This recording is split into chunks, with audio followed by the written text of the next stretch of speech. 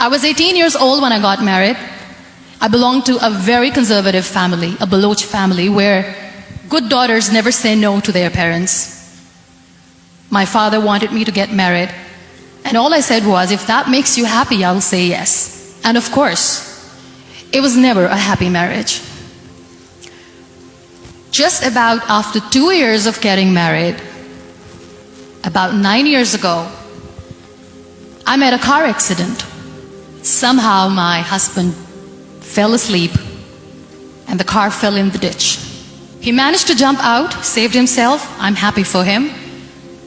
But I stayed inside the car and I sustained a lot of injuries. The list is a bit long. Don't get scared.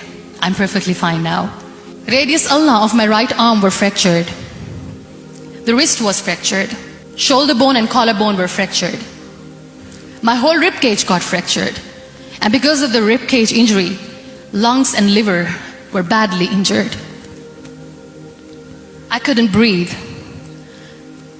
I lost urinary bowel control. That's why I have to wear the bag wherever I go. But that injury that changed me and my life completely as a person and my perception towards living my life was the spine injury. Many people came to rescue. They gave me CPR. They dragged me out of the car. And while they were dragging me out, I got the complete transection of my spinal cord. Those 2.5 months in the hospital were dreadful. I will not make up stories just to inspire you. I was at the verge of despair. One day, doctor came to me and he said, well, I heard that you wanted to be an artist, but you ended up being a housewife. I have a bad news for you. You won't be able to paint again because your wrist and your arm are so deformed, you won't be able to hold a pen again. And I stayed quiet.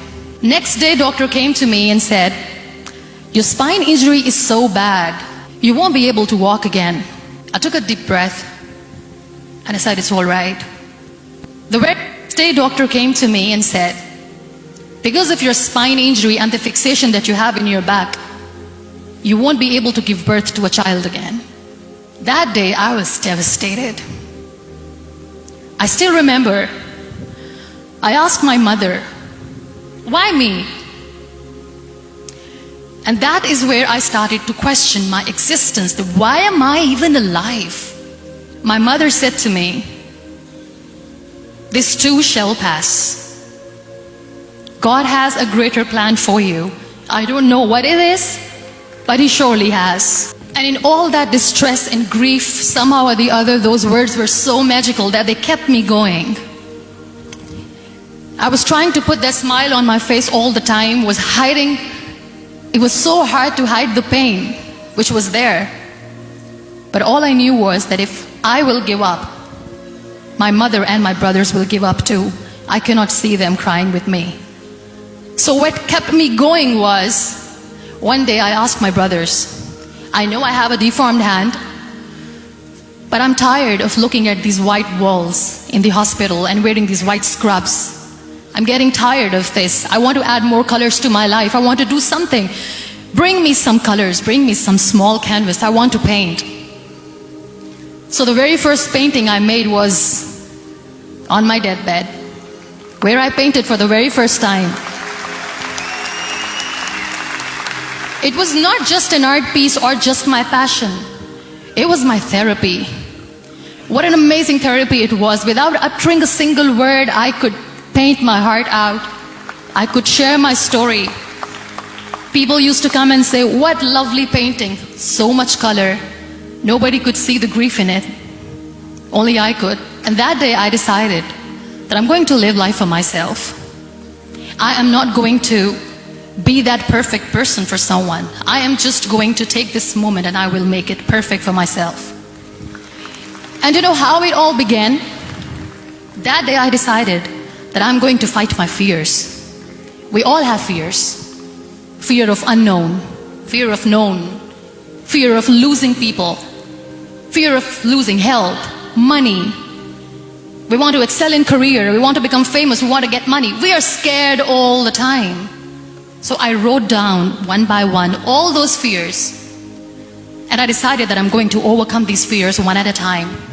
You know what was my biggest fear? Divorce. I couldn't stand this word. I was trying to cling on to this person who didn't want me anymore, but I said no. I have to make it work. But the day I decided that this is nothing but my fear, I liberated myself by setting him free. And I made myself emotionally so strong that the day I got the news that he's getting married, I sent him a text that I'm so happy for you and I wish you all the best. And he knows that I pray for him today.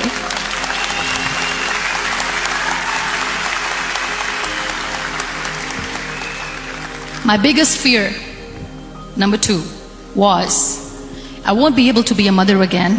And that was quite devastating for me. But then I realized there are so many children in the world, all they want is acceptance. So there is no point of crying, just go and adopt one. And that's what I did.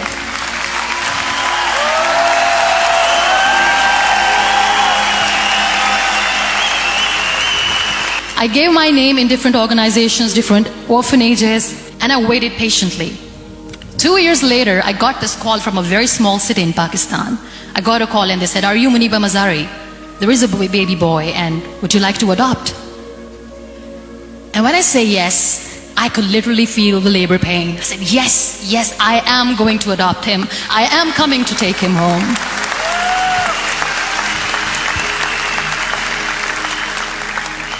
And that day, I was 2 days old, and today he's 6. You know, when you end up being on the wheelchair, what's the most painful thing? That's another fear that people on the wheelchair or the people who are differently abled have in their hearts, but they never share. I'll share that with you. The lack of acceptance. People think that they will not be accepted by the people because we, in the world of perfect people, are imperfects. So I decided that instead of starting an NGO for disability awareness, which I know will not help anyone, I started to appear more in public. I started to paint. I always wanted to. I've done a lot of exhibitions. I'm Pakistan's first wheelchair-bound artist. I've done a lot of modeling campaigns, different campaigns for brands like Tony and Guy. I decided that I'm going to join the national TV of Pakistan as an anchor person. I became the National Goodwill Ambassador for UN Women Pakistan, and now I speak for the rights of women, children. We talk about inclusion, diversity, gender equality, which is a must. I was featured in BBC 100 Women for 2015. I'm one of the Forbes 30 under 30 for 2016. We have this amazing fantasy about life. This is how things should work. This is my plan. It should go as per my plan. If that doesn't happen, we give up. So my dear friends, let me tell you one thing. I never wanted to be on the wheelchair. Never thought of being on the wheelchair. I was always aspiring to do bigger things, but had no idea that for that I have to pay the price to be where I am today. It's a very heavy price. This life is a test and a trial, and tests or trials are never supposed to be easy. So when you're expecting ease from life, and life gives you lemons, then you make the lemonade, and then do not blame life for that, because you were expecting ease from a trial. Trials make you a stronger, better person. Life is a trial. And with time you realize that. It is okay to be scared. It is okay to cry. Everything is okay, but giving up should not be an option. They always say that failure is not an option. Failure should be an option, because when you fail, you get up, and then you fail, and then you get up, and that keeps you going. Embrace each and every breath that you are taking. Celebrate your life. Live it. Don't die before your death. Real happiness lies in gratitude. So be grateful, be alive, and live every moment.